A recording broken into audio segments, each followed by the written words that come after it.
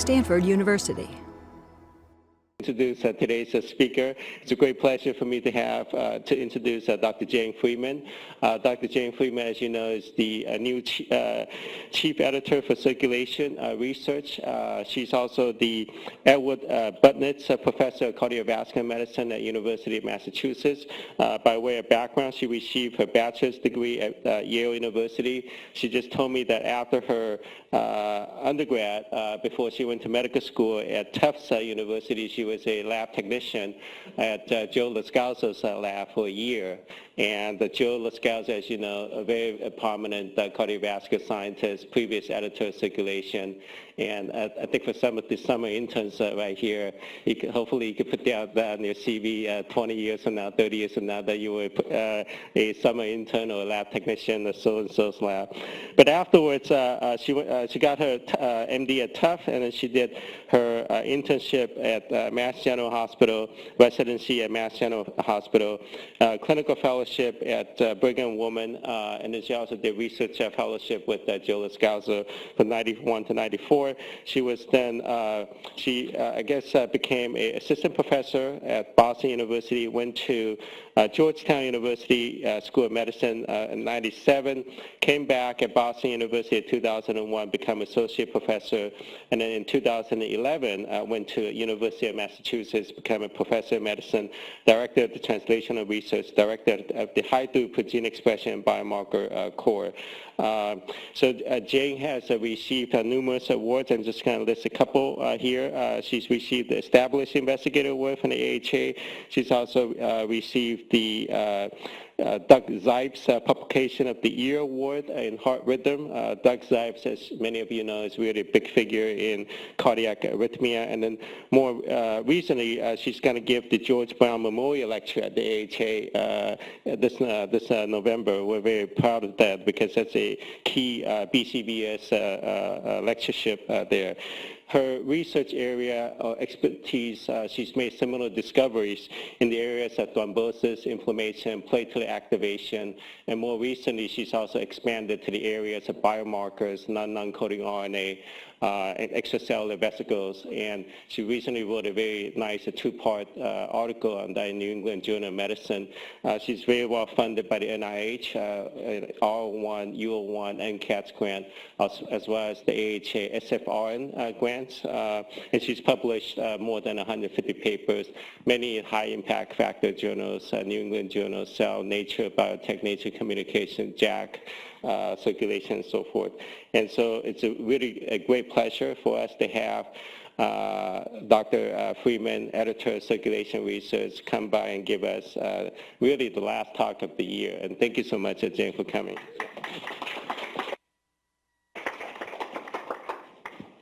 Thank you, Joe. Can everybody hear me okay? Yeah. Great, great.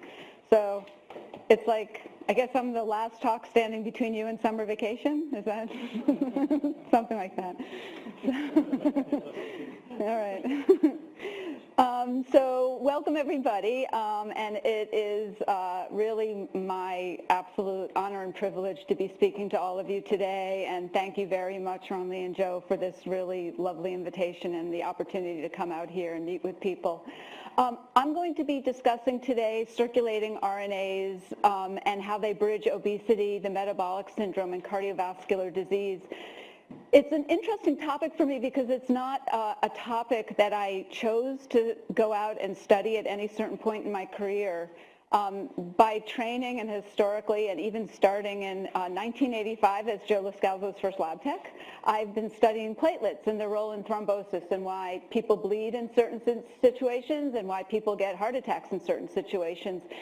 But as I started doing and looking at an unbiased way, and I'll explain some of that data later, and I started looking at gene expression patterns across large populations, one thing kept pointing in a certain direction, and that was the importance of BMI, obesity, metabolic syndrome, and diabetes, and how that ties together so many of the diseases many of us study.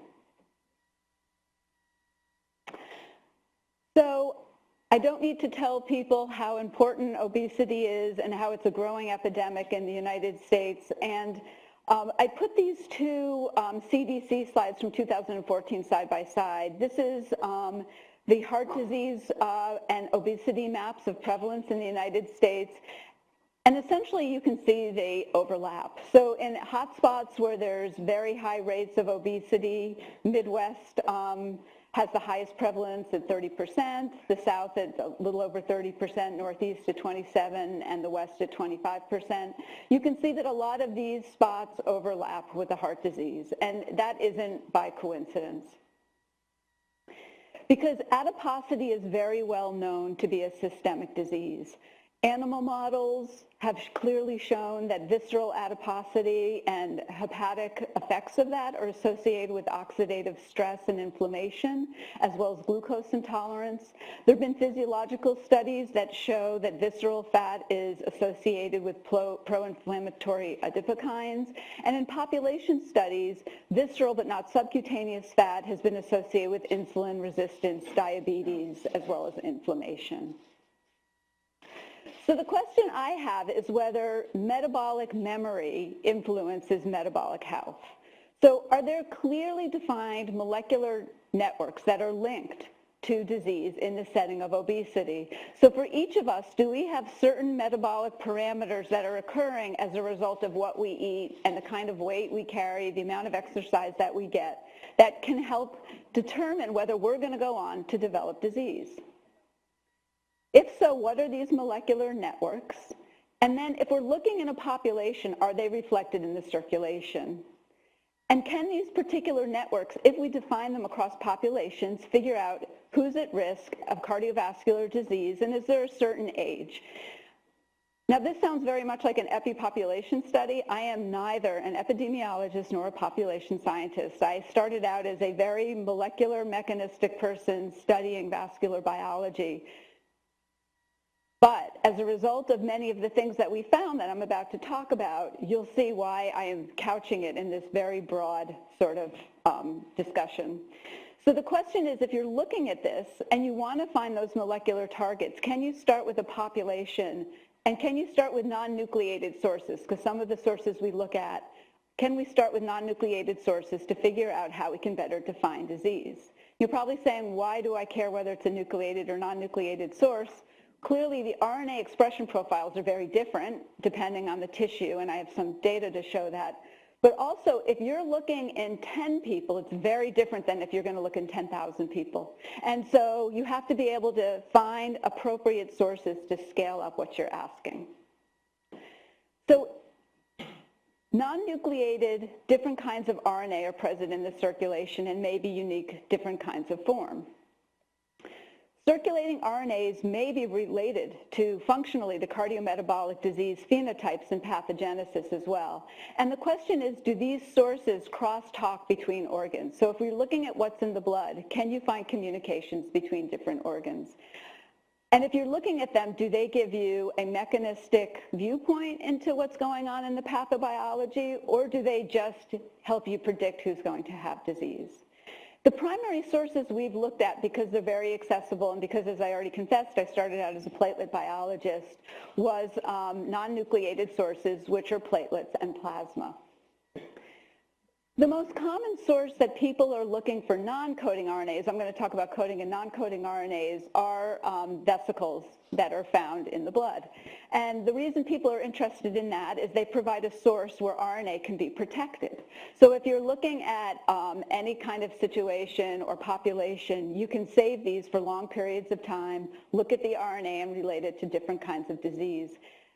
But within these different sources, they have very different populations of what they carry, whether it be proteins, non-coding RNAs, or coding RNAs.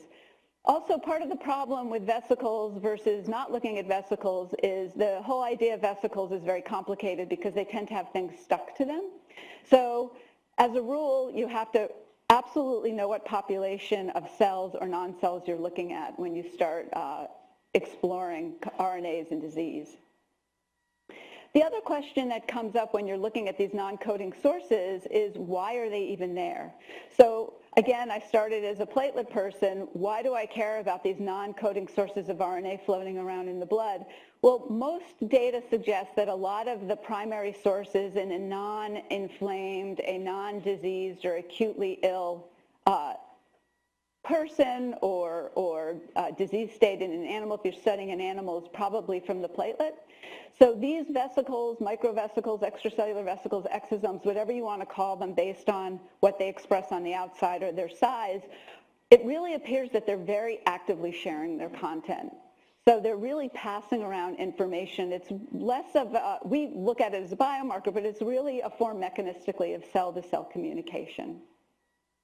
What do you find in these vesicles? Well, there's many different types of circulating transcripts that you can find. Obviously, in cellular sources, you mostly care about mRNA when you're looking at larger populations. But you can also find these non-coding RNAs that can be equally as important.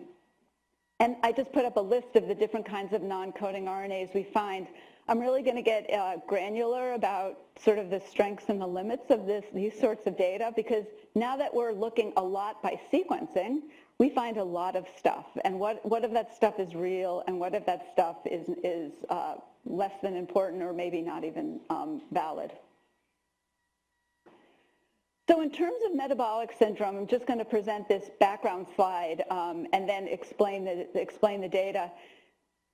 Metabolic syndrome is really a continuity of obesity leading to increase in risk factors, increase in type 2 diabetes, diabetic complications, and cardiovascular complications.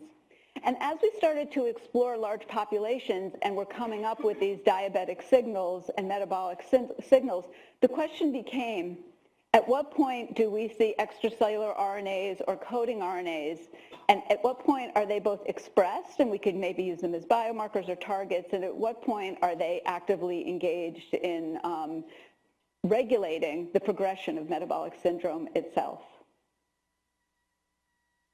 Now, I'm going to take another step back and just put up the question, can gene expression be used as a biomarker? So the ideal gene expression study to show what gene expression is GTEx. So GTEx was a study where they took human tissue from 960 autopsy studies, and they basically, in the same person, they did gene expression by sequencing from all these different tissue types within a person, and they have made it publicly available.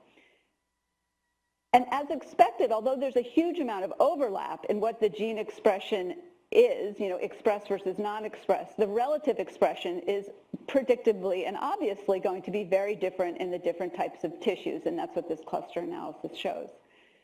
The reason I say this is ideal is it's ideal because you are looking at a person and you are able to tell gene expression in all their different organs, and you know that all the different organs are different. This is no surprise to anybody in this room.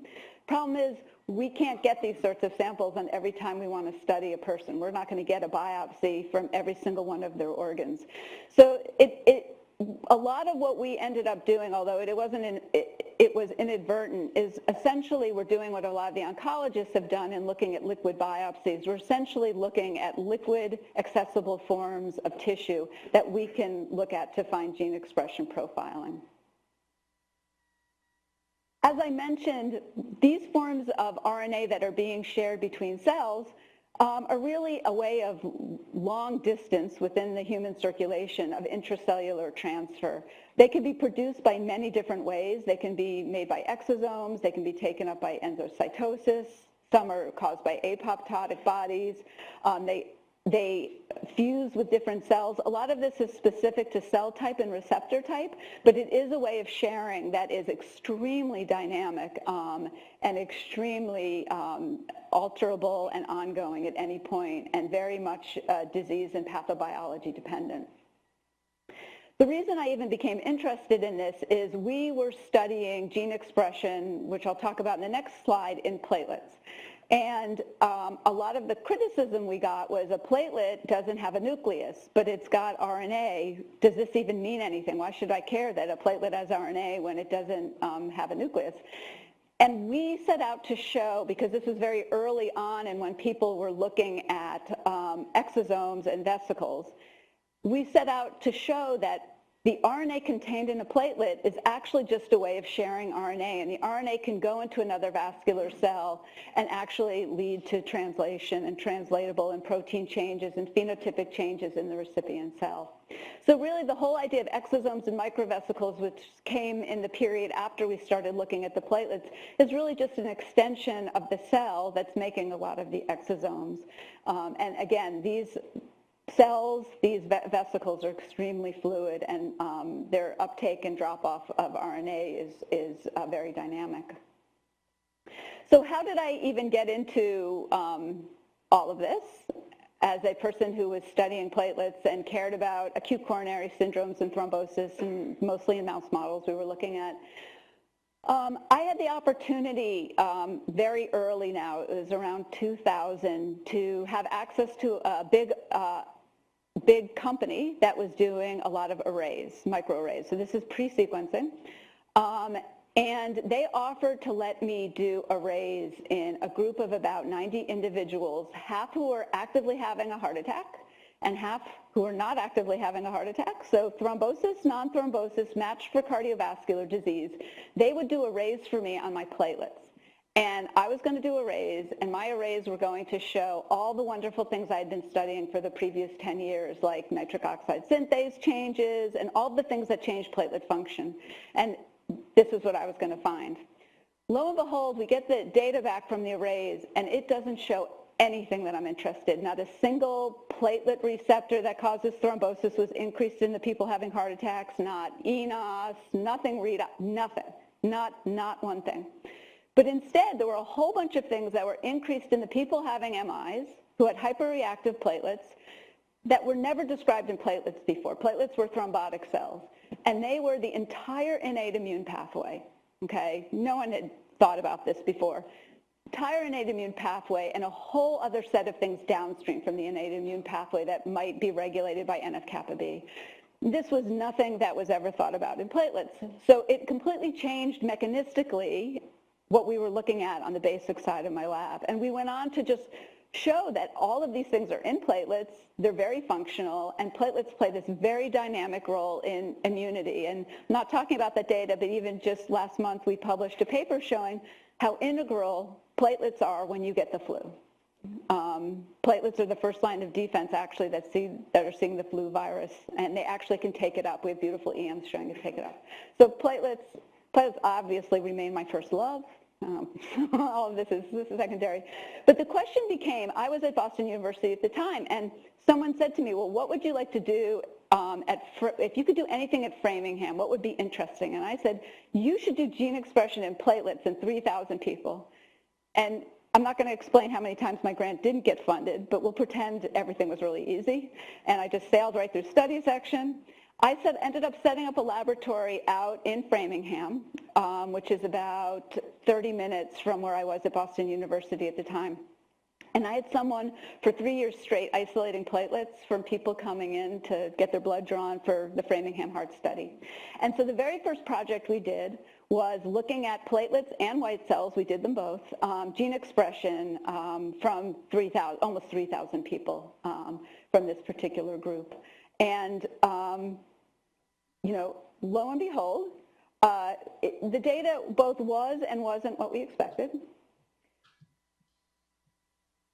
So this is the eighth visit was the particular visit. So for people who don't know Framingham, this is the study that figured out that high cholesterol levels are associated with cardiovascular disease, started in the 50s.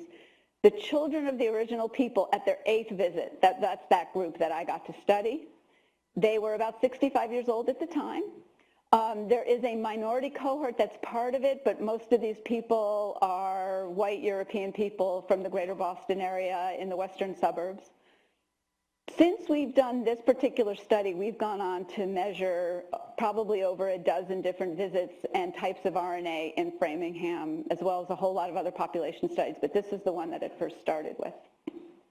And what we found, this is a plot showing the original 48 genes that we looked at. So what we did was we did an exploratory array, because again, this was very early before sequencing, and then we do high throughput PCR, so we've done hundreds of millions of PCR reactions. On this particular group of RNA, we've probably looked at it about 1,200 platelet RNA genes now, but the very original study was 48. So we can generate this data in about a week. It's very, very fast. So that's why we'd go through PCR. It's much more cost effective, and PCR is much more reproducible than sequencing is. It's got great QC, so you can get through study section. But what we essentially saw was this, for people who are markedly obese, so overweight is the blue line, obese is the red line. Although we do see changes with cardiovascular disease for many of those same innate immune genes, many of those things in the NF-kappa B pathway, the thing that seemed to be driving it was BMI. So that was the first hint, and we weren't sophisticated enough to look at this in other ways yet. But so the first hint that we had on mRNA and gene expression profiling was that it was related, and inflammation, it was related to BMI.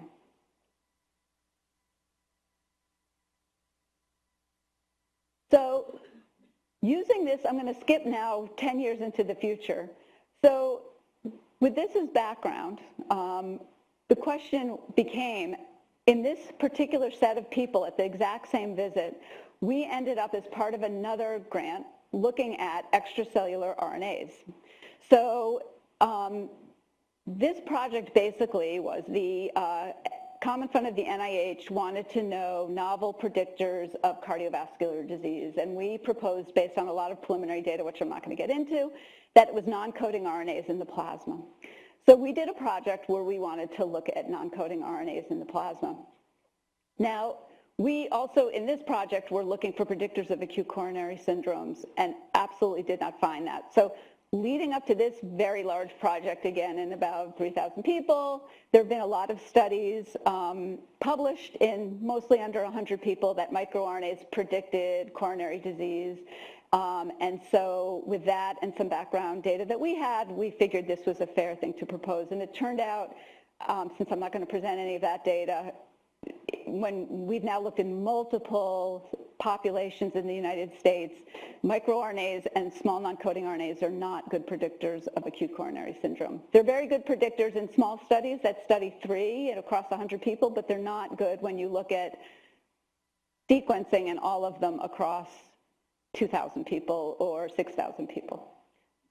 However, of course, the data didn't point to cardiovascular disease. It pointed to insulin resistance and cardiometabolic phenotypes. I should have been able to see this one coming by now, I guess.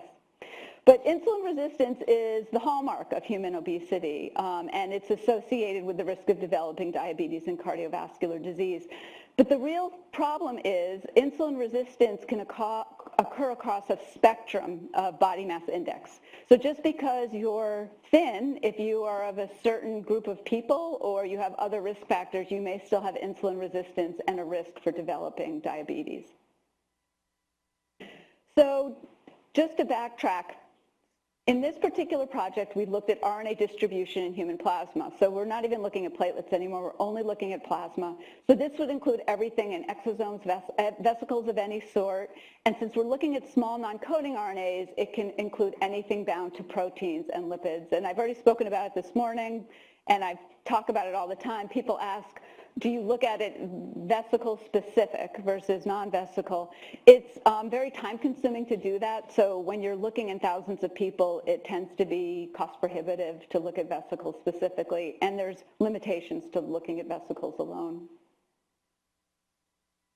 As I mentioned, most of what we ended up looking at in this study, although I'm going to present some of the weirder stuff at the end, more as hypothesis generating, were microRNAs, and this is just a summary figure. I'm sure people in this audience are very well aware of how microRNAs are very important in altering gene expression.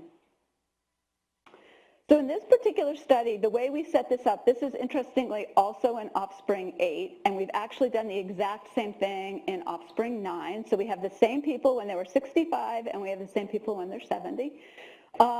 We did RNA sequencing of a group of them. We came up with about 1,000 targeted non-coding small RNAs from the sequencing, of which 400 of them are microRNAs. And you're probably saying, well, what were the other 600? The other 600 were Pee-wee RNAs, snow RNAs, tRNAs, everything that fell out from sequencing. and some other really weird things that I'll present at the end.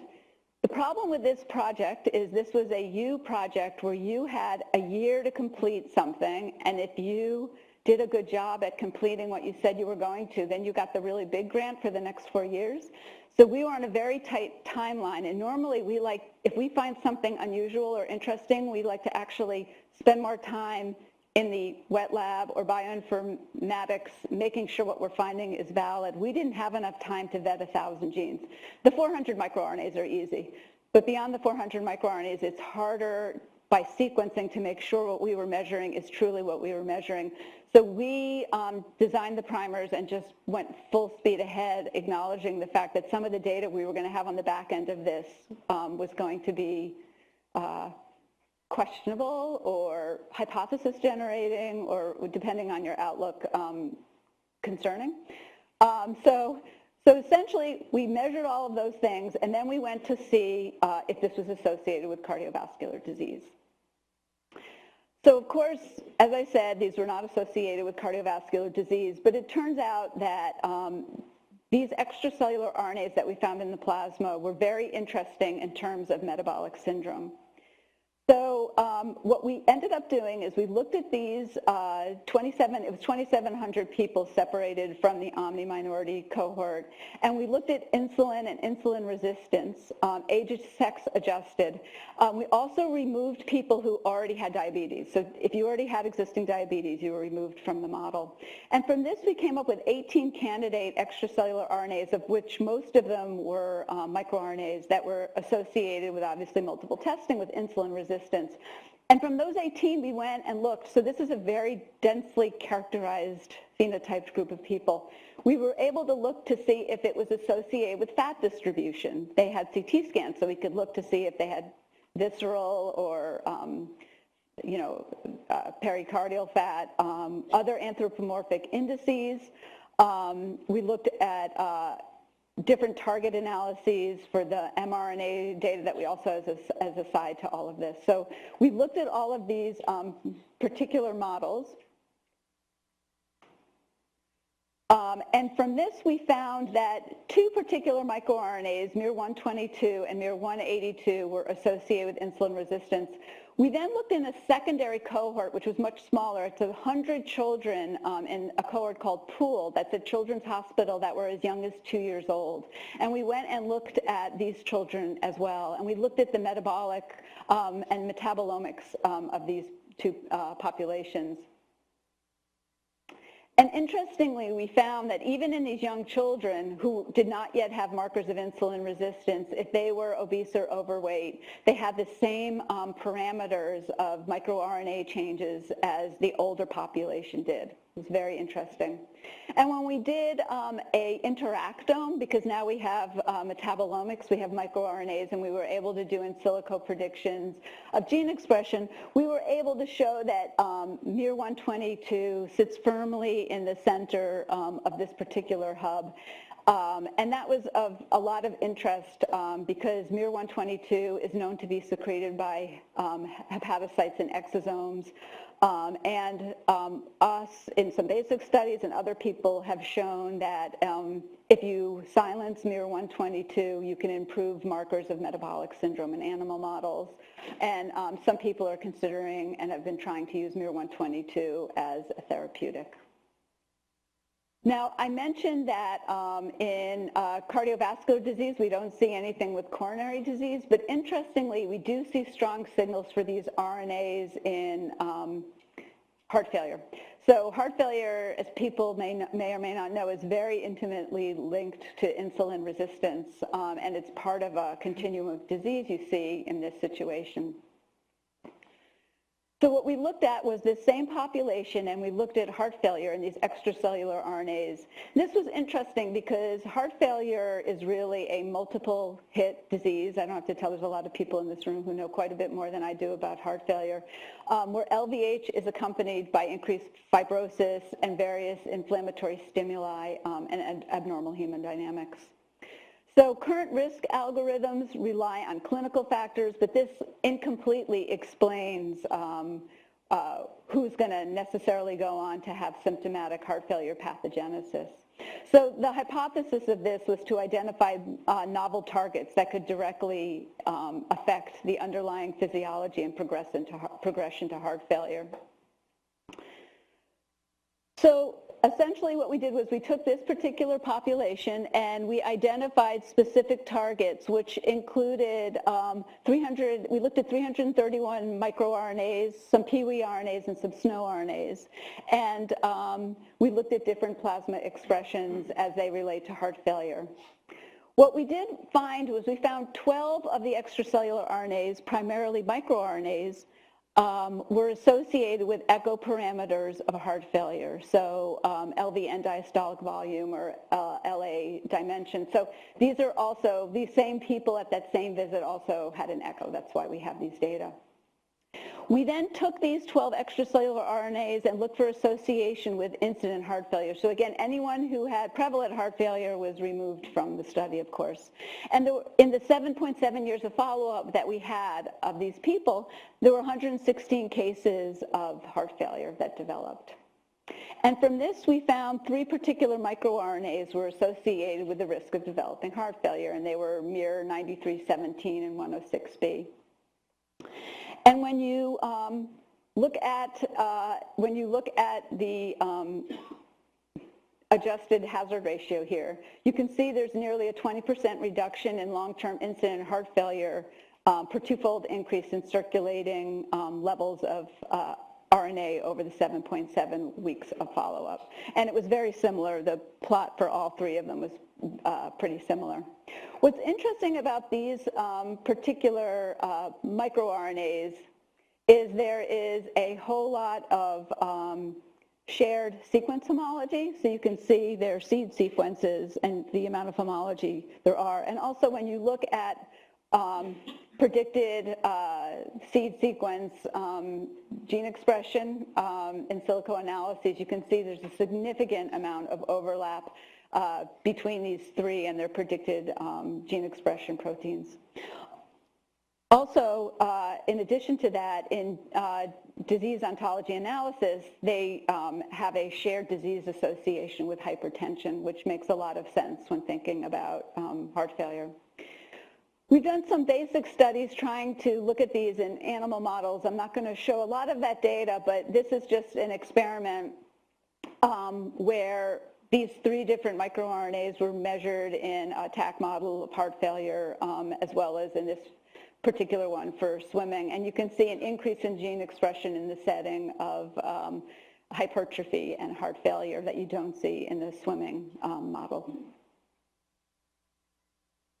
So sort of the take home of this part of the talk is that if you have an increased BMI and you also have insulin resistance, you have these metabolic parameters that are changed in terms of gene expression. So the question now is, can you reverse this process? So if this happens, you put on weight, these things change, maybe they're mediating or mitigating or influencing the development of insulin resistance and potentially cardiovascular disease and heart failure. We also see changes actually in stroke. I'm not going to show that data, but we do see some changes in stroke. And the reason this became a question is when we looked at the children's data, a number of people thought that it looked potentially what they would call imprinting. So you're seeing these changes in gene expression that can occur very early in the young. Is this something that is predicting who's going to have disease later on? So what we did was we took a bariatric surgical population of 110 people, and we looked at these people, we looked at the gene expression profiling when they showed up the day of their surgery, at 3 months and at 12 months, and we looked at transcriptomic profiling to see whether we would see basically a reversal and a restoration of these adverse parameters, with the assumption that a lot of these people do reverse their diabetes and their insulin resistance, and could we track these changes with those sorts of changes and changes in hypertension? And this is just a table showing what the population looks like. The included, not included is for the next slide, because we just published some proteomic data. We did proteomic screening of these people as well, and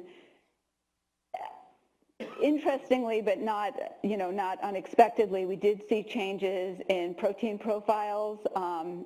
Visit 1, visit 2 is baseline to 3 months, 1 to 3 is baseline to 12 months, and we see changes in particular protein profiling, primarily in inflammatory proteins. We also went on and took these particular proteins. Of the 18 proteins that we saw that significantly changed, 6 of them had been measured in Framingham in the offspring cohort, and we actually were able to validate that these proteins are associated with new onset diabetes or new onset metabolic syndrome when you looked at incident data and follow-up. And the one that was really particularly interesting because it had the greatest number of change was insulin-like growth factor binding protein 2. So this is very heavily changed after weight loss, and it's inversely associated with incident metabolic syndrome and diabetes as well. Mechanistically, it's expressed by the liver, it's regulated by leptin, and its expression in mouse models decreases in the setting of obesity and hypertension, and it improves insulin sensitivity.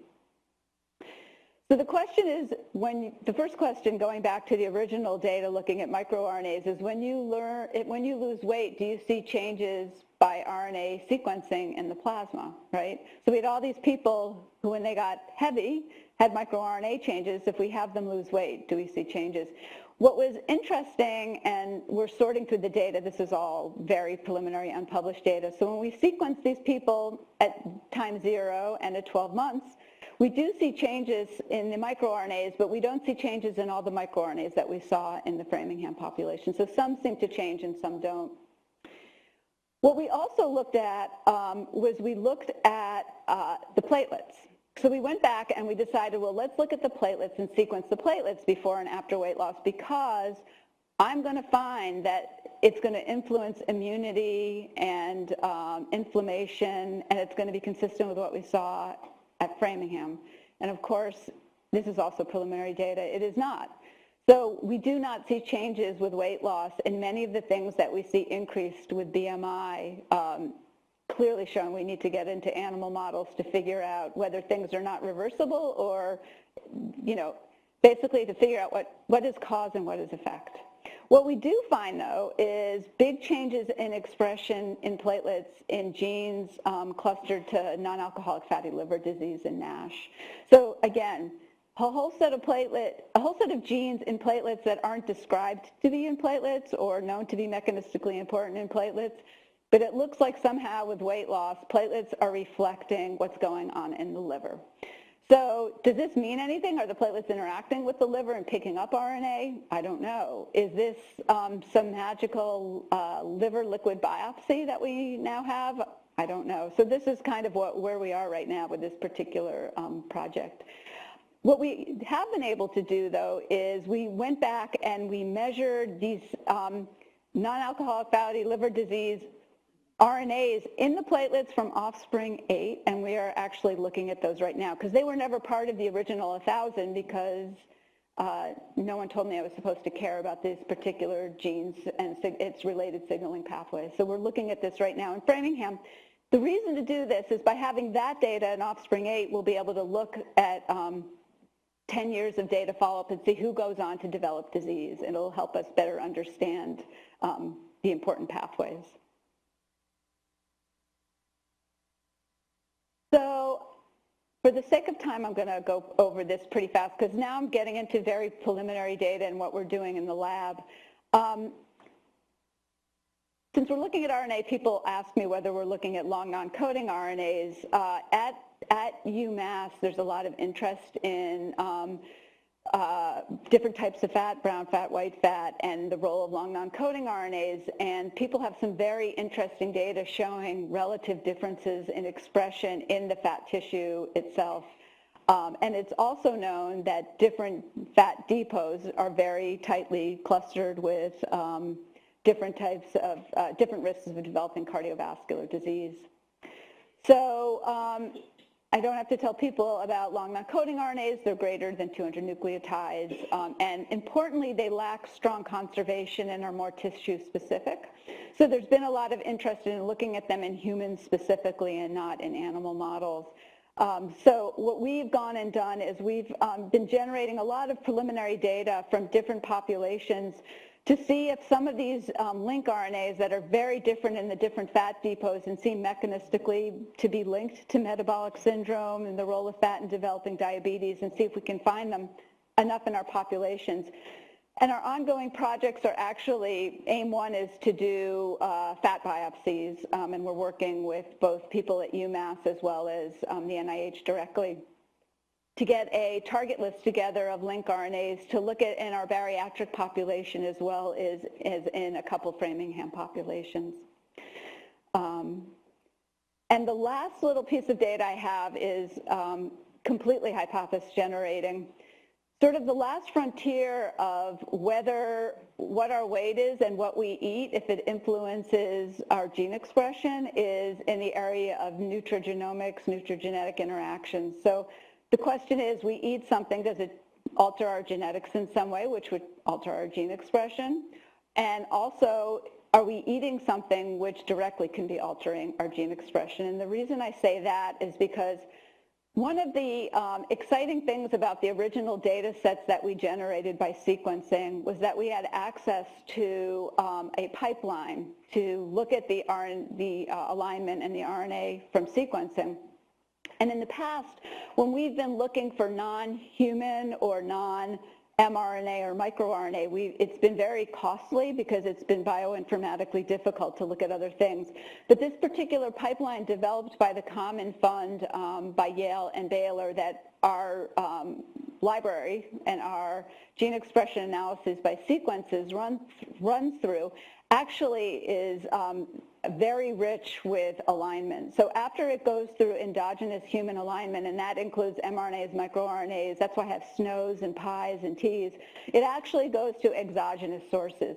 So everything that, basically, to simplify it, everything by sequence that falls out the bottom and doesn't align with something endogenous now gets mapped against exogenous things. Now, you can imagine, even as they update this pipeline, if you run the same data through, it will change because they're adding new species or they're finding that certain sequences are incorrect. But I'm going to just, in an unbiased way, show you what we found and talk about how it relates to what I just said. We have published some of this. Interestingly, we do find viral sequences that, I'm going to be cautious about how I say this, sequences that map to viruses we do find in plasma of a lot of people in Framingham. So this is the Offspring 8 data. They all match with double-stranded DNA viruses, and the hypothesis. Stanford University.